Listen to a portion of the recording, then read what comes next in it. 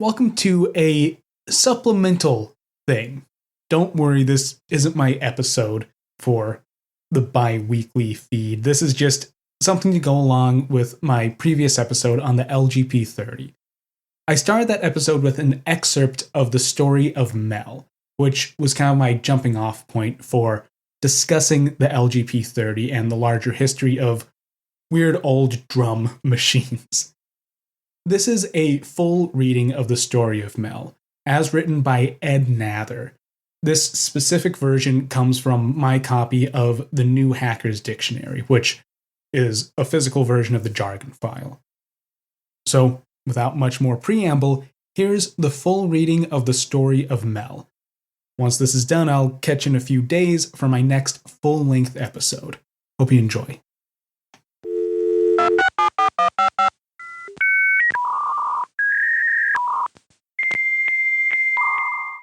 Real programmers write in Fortran.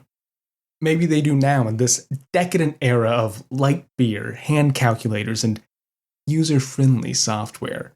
But back in the good old days, when the term software sounded funny and real computers were made out of drums and vacuum tubes, real programmers wrote in machine code. Not Fortran, not Rat4, not even assembly language. Machine code. Raw, unadorned, inscrutable hexadecimal numbers, directly. Lest a whole new generation of programmers grow up in ignorance of this glorious past, I feel duty-bound to describe, as best I can through the generation gap, how a real programmer wrote code. I'll call him Mel, because that was his name. I first met Mel when I went to work for Royal McBee Computer Corp., a now defunct subsidiary of the typewriter company. The firm manufactured the LGP30, a small, cheap, by the standard of the day, drum memory computer, and had just started to manufacture the RPC 4000, a much improved, bigger, better, faster drum memory computer. Cores cost too much and weren't here to stay anyway. That's why you haven't heard of the company or the computer. I had been hired to write a Fortran compiler for this new marvel, and Mel was my guide to its wonders. Mel didn't approve of compilers. If a program can't rewrite its own code, he asked, what good is it? Mel had written, in hexadecimal, the most popular computer program the company owned. It ran on the LGP30 and played blackjack with potential customers at computer shows. Its effect was always dramatic. The LGP30 booth was packed at every show, and the IBM salesmen stood around talking to each other. Whether or not this actually sold computers was a question we never discussed. Mel's job was to rewrite the blackjack program for the RPC 4000. Port? What does that mean?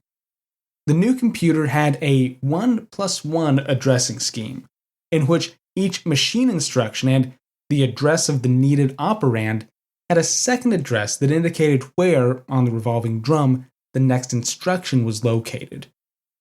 In modern parlance, every single instruction was followed by a go-to. Put that in Pascal's pipe and smoke it. Mel loved the RPC 4000 because he could optimize his code. That is, locate instructions on the drum so that just as one finished its job, the next would be just arriving at the read head and available for immediate execution. There was a program to do this job, an optimizing assembler, but Mel refused to use it. You never know where it's going to put things, he explained, so you'd have to use separate constants. It took me a long time before I understood that remark. Since Mel knew the numerical value of every operation code and assigned his own drum addresses, every instruction he wrote could also be considered a numerical constant. He could pick up an earlier add instruction, say, and multiply by it if it had the right numeric value. His code was not easy for someone else to modify. I compared Mel's hand-optimized programs with the same code massaged by the optimizing assembler program. And Mel's always ran faster. That was because the top-down method of program design hadn't been invented yet, and Mel wouldn't have used it anyway.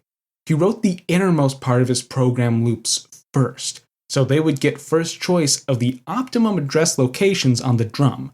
The optimizing assembler wasn't smart enough to do it that way.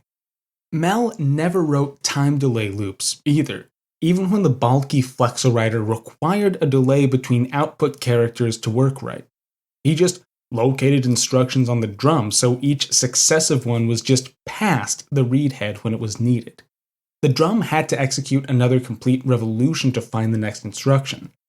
He coined an unforgettable term for this procedure. Although optimum is an absolute term, like unique, it became common verbal practice to make it relative. Not quite optimum, or less optimum, or not very optimum. Mel called the maximum time delay locations the most pessimum. After he finished the blackjack program and got it to run, even the initializer is optimized, he said proudly. He got a change request from the sales department. The program used an elegant, optimized random number generator to shuffle the cards and deal from the deck, and some of the salesmen felt it was too fair, since sometimes the customer lost. They wanted Mel to modify the program so, at the setting of a sense switch on the console, they could change the odds and let the customer win. Mel balked. He felt this was patently dishonest, which it was, and that it impinged on his personal integrity as a programmer, which it did, so he refused to do it. The head salesman talked to Mel, as did the big boss, and, at the boss's urging, a few fellow programmers. Mel finally gave in and wrote the code, but he got the test backwards, and when the sense switch was turned on, the program would cheat, winning every time. Mel was delighted with this, claiming his subconscious was uncontrollably ethical and adamantly refused to fix it. After Mel left the company for greener pastures, the big boss asked me to look at the code and see if I could find the test and reverse it. Somewhat reluctantly, I agreed to look. Tracking Mel's code was a real adventure. I've often felt that programming is an art form, whose real value can only be appreciated by another versed in the same arcane art. There are lovely gems and brilliant coups hidden from human view and admiration, sometimes forever, by the very nature of the process. You can learn a lot about an individual just by reading through his code, even in hexadecimal. Mel was, I think, an unsung genius. Perhaps my greatest shock came when I found an innocent loop that had no test in it. No test. None. Common sense said it had to be a closed loop, where the program would circle forever, endlessly. Program control passed right through it, however, and safely came out the other side. It took me 2 weeks to figure it out. The RPC 4000 computer had a really modern facility called an index register. It allowed the programmer to write a program loop that used an indexed instruction inside. Each time through, the number in the index register was added to the address of that instruction, so it would refer to the next datum in a series. He had only to increment the index register each time through.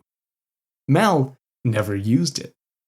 Instead, he would pull the instruction into a machine register, add one to its address, and store it back.